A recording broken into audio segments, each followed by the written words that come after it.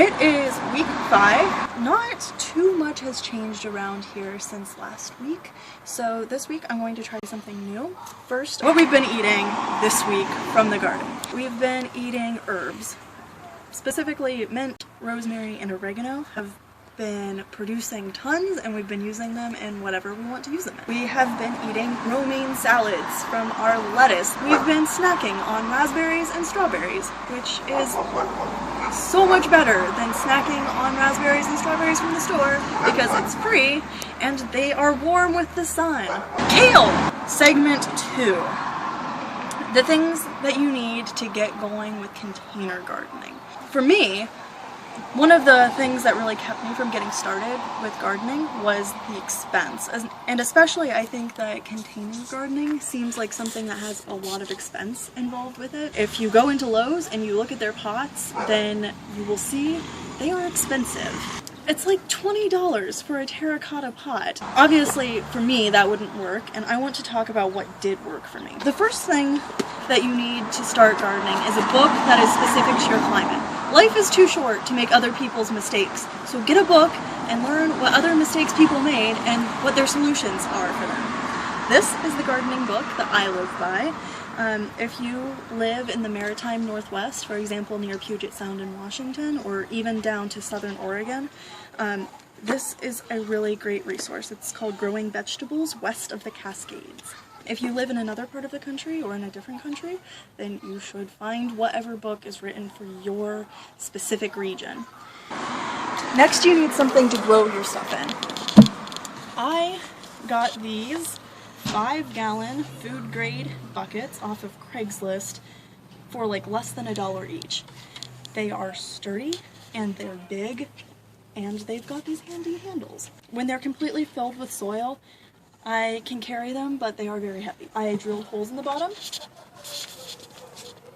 so there's drainage. So far, they've worked great. I use them to plant stuff in.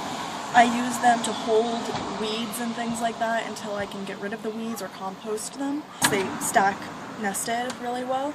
They're not pretty, but other than that, they are a really, really great option for growing things in. Once you have your bucket, you'll need something to fill it with. Ideally, you would get that material for free, but in certain regions, like for example in the maritime Northwest, compost is not a very nutritionally complex growing medium. In other areas, compost is a totally viable option, but here it's not. What I use instead, or in addition to compost, is this mix that I get from the gardening store. It's not fancy, it's really cheap, that's actually why I chose it. It's a good baseline material, and one of these will fill about 2 buckets, and I think it's like $3. Its number one endearing quality is that it's not Miracle-Gro.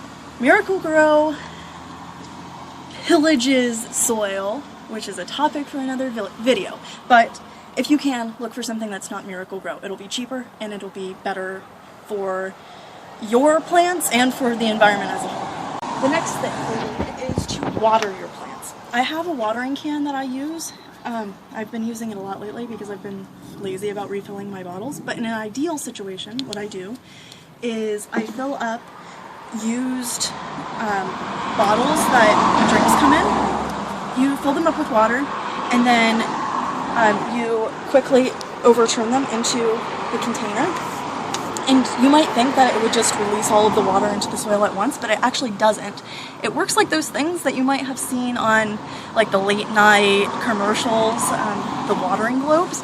As the soil dries out, it releases air into the bottom, and the air displaces the water, which lets the water go out. So water goes out as the soil becomes drier, which means that first of all, since it's buried in the soil, the water is going directly to the roots and not sitting on the surface, which means that it's not evaporating, so you're losing less water.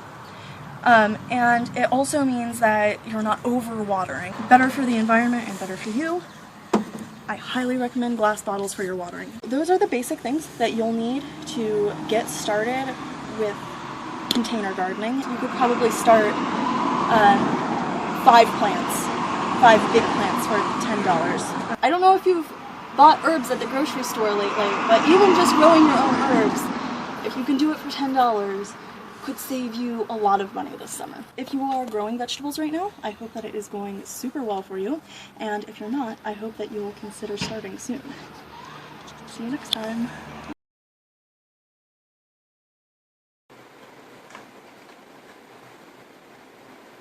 Things sound very funny.